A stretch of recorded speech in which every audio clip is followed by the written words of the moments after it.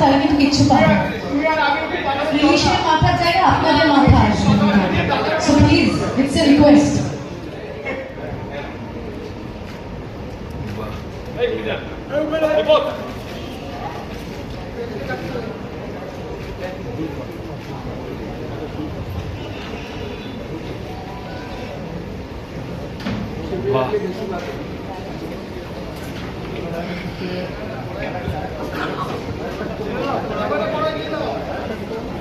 ঈশান তো দেখি একটা আমাদের খুশি হতো, সেটাই এখন দাদা সামনে একবার সামনে।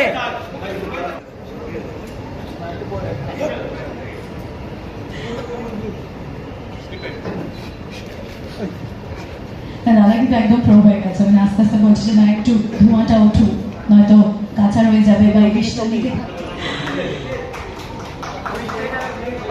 Alright, ladies and gentlemen, first আমি শুধু মাছই খাই, তো ভ্যারাইটি অফ মাছ খাই। অলরাইট, অংশু স্যারও বলছেন হ্যাঁ আমি এটা জানি যে সরকার শুধু মাছই খায়।